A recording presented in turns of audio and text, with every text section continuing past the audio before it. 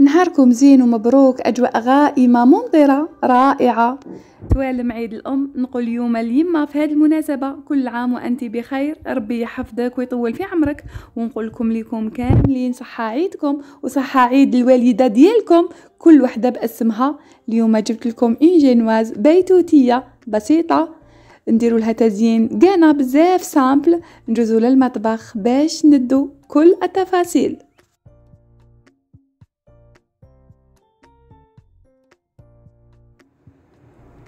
خديت 6 حبيبات تاع البيض بدرجة حرارة المطبخ ضروري، وعندي لهنايا 7 مغارف تاع السكر.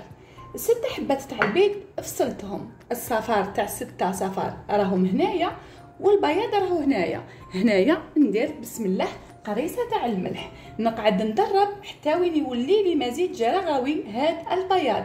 نبدا نضيف السكر 7 مغارف بالتدريج، وانا راني ندرب ومن بعد نبدا ندخل الصفار 6 صفار ندخلهم حبه بحبه، وانا ما نوقفش التضرب. نقول بسم الله.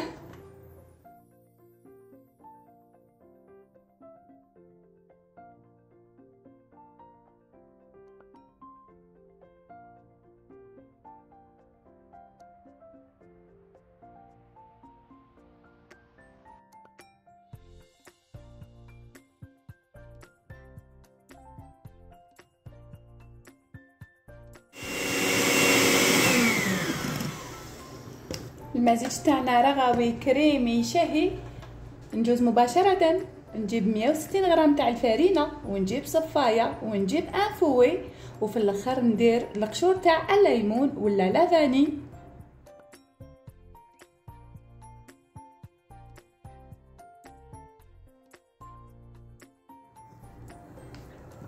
المزيج تاعي راهو مهوي، راهو ايغي، وهذا الفوي استيس رائعه راهم يستعملوها حتى في المطابخ الكبرى، لانه فيه فتحات خير من لاسباتول تقعدي ديري والفرينه تولي لداخل. هذه هي، حبيت نزيد له شويه تاع لوزازت. الريحه تاع الليمون راهي تشهي. ناخذ ان بلاطو ولا سنيوه، القطر تاعها 22 سنتيمتر، ندير لها ورق الزبده غير في القاعده، الله والجوانب ندير لهم شويه تاع الزبده مع شويه تاع الفرينه. الكوشه تاعي ما شعلتهاش، وانما بمجرد ما نحط لا جينواز نشعل الكوشه ديالي ونخليها تطيب على 170 درجه 160 درجه. بقيتها ما نشعلهاش من الفوق، وانما تطيب وتتحمر في نفس الوقت. بمجرد ما نفرغها ناخذ ان كوردون ونحاول نخرج كامل الهواء بيان ونتفحى الطيب كما تفهمنا. النار حتى وين ندخلوها باش نشعلوا الكوشه 160 170 حتى وين تتحمر بالطبع.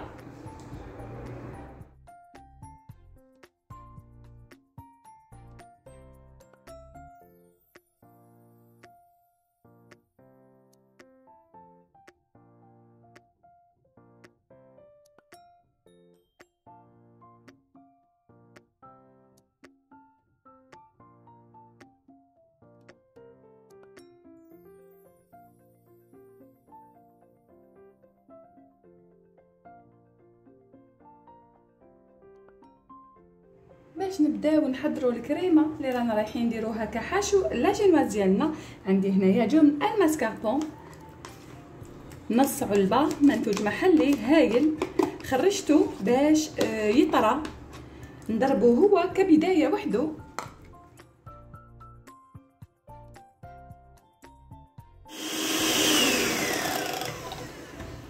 على جبن الماسكاربون نجي ونضيف الكريمه الطازجه، هذه خاصه بالحلويات. هكذاك ندير 2 مغارف، وباش نسكر هاد الكريمه ديالي ونعطيها قوام يكون بيان سيغي نضيف 2 مغارف تاع بودره اشونتيي. هكذايا 1 2 وندرب بالطبع بسم الله. نحرك.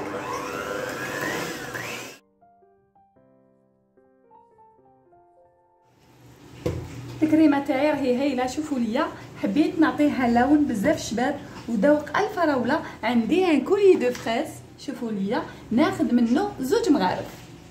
نقول بسم الله، حاجه يعني فخمه.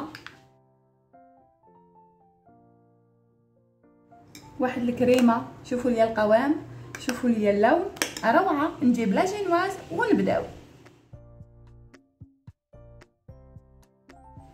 كيما شفتوا معايا لا جينواز، واحد لاستوس كي طيب خلوها في الكوشه، فيريفيو بلي طابت، طفوا الكوشه وخلوها لتما، ومن بعد حتدي مولا بكل سهوله. وهذيك الرطوبه حتشرب داخل الكوشه تنشف تماما. قطعناها لو لوندومان، بالك وديروا اون جينواز وتقطعوها سور بلاص. وشوفوا ليا كيفاش راهي مفخفخه مع انه ما فيهاش الخماره. نقولوا بسم الله. عندي هنايا غير الحليب، ما درت له ولا اضافه، غير شويه تاع لافاني، ما درتلوش السكر. الناس اللي تحب لي جينواز سكري بزياده تقدر تزيد مغرفه تاع سكر ناعم وتذوبها في هذا الحليب. نجي ونحط الكريمه. صدقوني حنخدموا اون جينواز يعني بلا تفاصيل كثيره. كان سبق ودرنا دي جينواز، استعملنا دي سيرسو. اليوم اون جينواز هكذا المراه في المنزل تحب تفرح روحها، تفرح وليداتها، تقدروا مام هنا تحطوا ان سيرسو يكون 20 سنتيمتر كيما لا جينواز، وتحطوا لداخل لا جينواز وديروا لو مونتاج، ما كان حتى مشكل.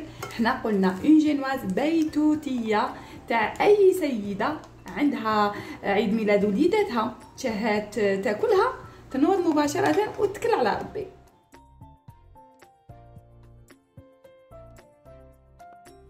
نحط الجزء الثاني بيان، نجي نشرب نفس المرحله.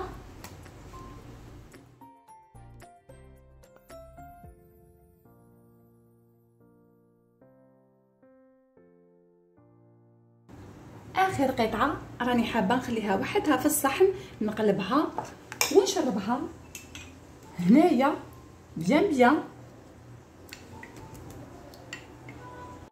هكذايا، ونحطها مباشره نقلبها فوق هاد لا جينواز. نقول بسم الله هكذا، اوب فوالا تري بيان. هكذا نحو كامل، هذه هي. ونجي للوجه من الفوق ونحط، نقدروا نديروا كامل في الجوانب كيما حبيتوا.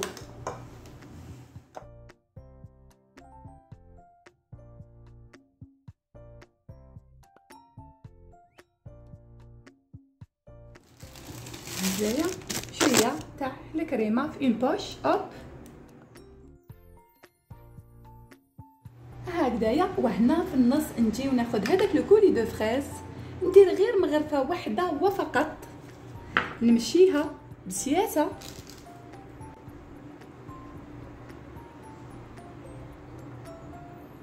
لو كولي دو فريز حضرت 200 غرام تاع الفراوله، نظفتها، درت له 50 غرام تاع السكر، عصره تاع ليمون، حطيته فوق الفرنو كي فريمون طبخت كيما يلزم الحال، ميكسيتها وتحصلت على هذا الشيء الفخم، لون طبيعي شهي رائع.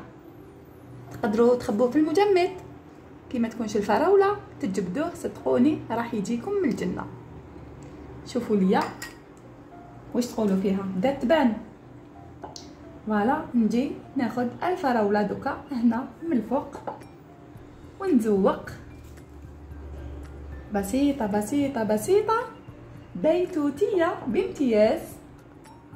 تقدروا هنا في الجوانب ديروا جوز الهند، لانوات كوكو، حتكون اضافه بزاف متميزه. وهذه هي النتيجه النهائيه تاع لا جينواز البيتوتيه.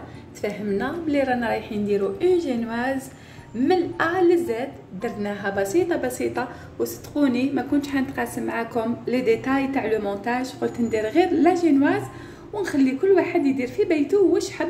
ولكن انا كي حضرتها قلت وعلاش لا ما نعطيش للسيده اللي متواجده في بيتها فكره بسيطه بسيطه. انا استعملت واش كان عندي في الثلاجه، شويه ماسكاربون، شويه كريمه طازجه، اكثر من 35% من الماده الدسمه، ودرت هذاك لو كولي دو فريز بيان سور، عطيت لها لون وردي شهي. ودرت هنا في الجوانب، لقيت في البلاكار شويه تاع جوز الهند، تقدر تكون شويه تاع الشوكولاته البيضاء المبشوره ولا حتى السوداء، حتجي رائعه مع الفراوله.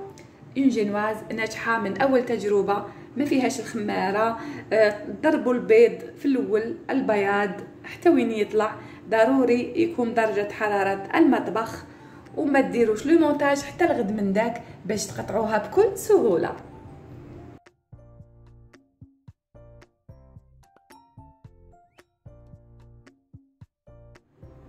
بسم الله. اوب اوب اوب، شوفوا ليا النتيجه.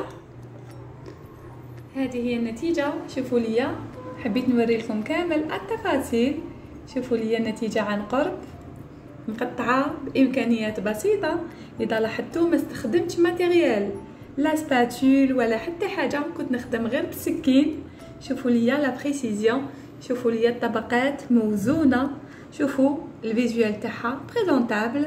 شكون يقول هديه انجينواز بيتوتيه بسيطه جدا، راكو كاملين تقدروا تحضروها في بيوتكم، تفرحوا اطفالكم، ديروا لهم اعياد الميلاد، تدوها في يديكم للحباب، وعلاش لا. وتقدروا كذلك بين الطبقات فوق الكريمه ديروا شويه تاع الفواكه اللي وليداتكم يحبوها. نتمنى فكرتي لنهار اليوم لاقت بكم، نتمنى التفاصيل تاع هاد لاجينواز خديتوها بعين الاعتبار باش تنجحوا في تحضيرها. نتمنى كذلك تنضموا لقناتنا وتفعلوا الجرس باش يوصل لكم كل جديد.